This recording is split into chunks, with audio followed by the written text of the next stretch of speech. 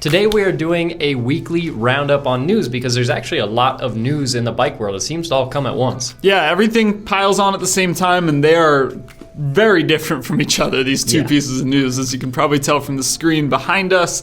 But yeah, some pretty exciting stuff to go over. Yeah, so we're going to start out with news from LiveWire. LiveWire is, of course, the new electric sub-brand of Harley-Davidson.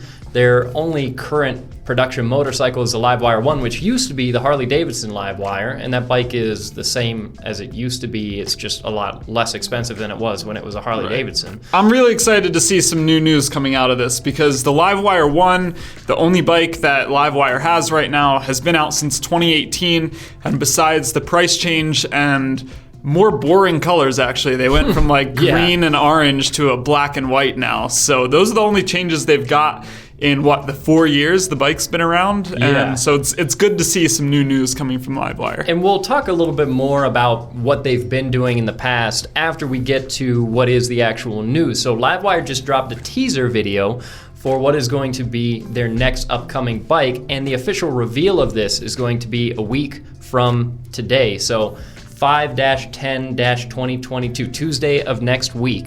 And what the teaser shows is initially a lot of classic shots of flat track racing. So you see some old school video footage of flat track racing.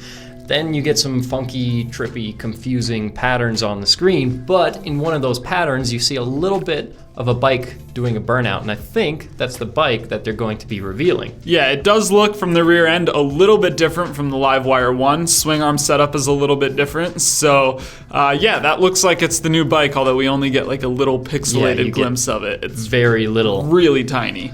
And then at the end of the video, it says, be one of 100 at launch. So it's presumably going to be a limited production launch edition version of this bike. They will almost guaranteed make more than 100 of these bikes long term because it would cost a lot of money to develop a motorcycle only to make 100 of it. So we're expecting some kind of launch edition that you can buy next week, put in an order for, and then at the end of the video it says next victory lap.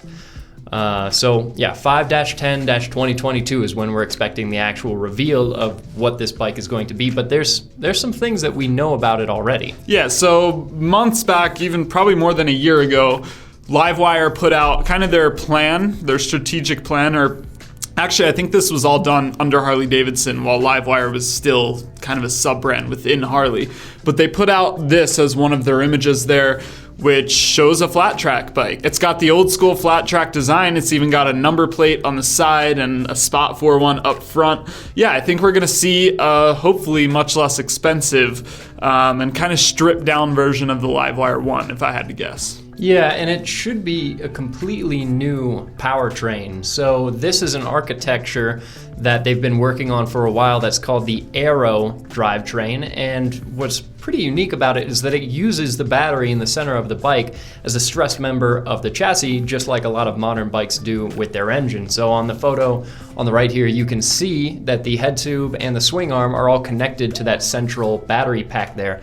And the plan is for this to be a scalable, modular architecture that they can use for bigger bikes. What's really cool about this, and they're calling this the S2 Del Mar, and we'll get into the Del Mar name a little bit in just a second, but what's cool about this is that this is going to be a more compact middleweight bike. So they've got the LiveWire 1, which is a full-size 100 horsepower motorcycle like you would ride on the street, on the highway.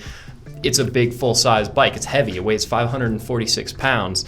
And then Harley-Davidson is also working on things as small as e-bikes made under another separate brand called Serial One. So they're kind of hitting the full spectrum of two-wheeled vehicles, and this is going to be a really exciting size of bike. I'm looking forward to a more compact electric bike. I'm looking forward to that more than the full-size 100 horsepower LiveWire 1. When LiveWire spun off from Harley-Davidson, the LiveWire 1 became priced at $22,000, which is a lot less than it used to be. But this being a smaller bike, this should be even less, hopefully, than that $22,000 figure. And that's another thing that we would be looking forward to, a more affordable, more tossable entry-level bike. that you could theoretically slide around on a dirt track. We don't know how legitimately capable it will be as an actual flat track bike, but even if it's just styled as a flat track bike and it's something to rip around in town and it's not even fast enough for the highway, still has the potential to be a really cool vehicle. So let's dive in a little bit more to the name S2 Del Mar, and I'll leave that to you. Yeah, so S2, we'll start with that part of it because that's kind of the theme Harley or LiveWire is using to name all their bikes. So we had the LiveWire 1, that was obviously their first model, and then S2, that's going to be their second model, and they're supposed to have an S3 and an S4 coming later down the line. So I think we might see the LiveWire 1 get renamed for the third time to S1. That way we have S1, S2, S3, S4, and it just makes sense. That's what I would do if I were at Harley. But then you have the Del Mar LE part of the name. And I think, obviously, LE is going to be limited edition or launch edition, something along those lines. And I think the Del Mar part of that is also going to be just the limited edition, but it kind of plays into the flat tracking. I just went to Del Mar a couple days ago to ride some cake bikes. Those videos will be up on the channel soon, but it's basic. They have a huge fairgrounds in Del Mar. It's one of the biggest fairgrounds in the country. It might even be the world. It's massive. And they have a horse track. They've done dirt events there. So I was there to watch a cake electric supercross race, basically. And yeah, I think the name just kind of plays right into that. With flat track racing, they've had a lot of events there in Del Mar. And just like watching the cake bikes, do I think a lot of people that buy this are going to race it in a flat track race? No, but it would be really cool if Harley put on some kind of event to show off the bikes where they're supposed to be. Yeah, It'd be cool to watch some electric flat tracking. Yeah, the name just points at that track in San Diego, so hopefully hinting at some capability as an actual flat track vehicle. Again, once it actually becomes revealed, we'll see how capable it seems like it's going to be as an actual race bike. So should we go ahead and move on to the Kawasaki? Yeah, let's move on to that. So there are two updated bikes in Kawasaki's lineup in their dirt bike line, the KX250 and the KX250X, the X being the cross-country model.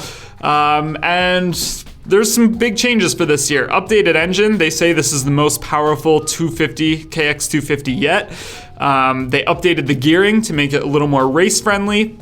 They revised the suspension, and they put on new tires. They're wider now, and they're Dunlop MX33 tires, and Kawasaki says that this will just make it more stable and handle better in the corners. You have wider foot pegs as well. And then the KX250X gets the updated engine, the gearing, and the foot peg changes, but not the suspension and the tires. And a little bit weird with the revised engine. Yeah, it's kind of funny that that's the really big headline thing about these new KX250s is that there's an updated engine, but they don't actually tell us how much power it makes. Yeah. They just say it's the most powerful yet, but they didn't say how much. Yeah, you would think that would be the first thing you would do. Right, these are brand new. No one's really gotten their hands on them yet, so most of a lot of the publications actually have their own dynos and dyno bikes when they get them. We finally got access to a dyno. We did. So maybe we'll throw one on a dyno at some point if Kawasaki ever sends us one, but I'll be curious to see when some of those other publications come out with their horsepower figures too, where this is sitting. But a little bit interesting that Kawi didn't give us any figures and they're claiming that it's the most powerful engine yet. So those are the bits of news that have rolled across the desk today. Definitely the biggest news is what we're looking forward to next week with LiveWire. So definitely come back next Tuesday. We're going to do a full video on the bike when it gets revealed officially, and then we'll know what all it's made up of. So definitely come back next week. Yeah, quick little news roundup for you, and we'll catch you in the next video.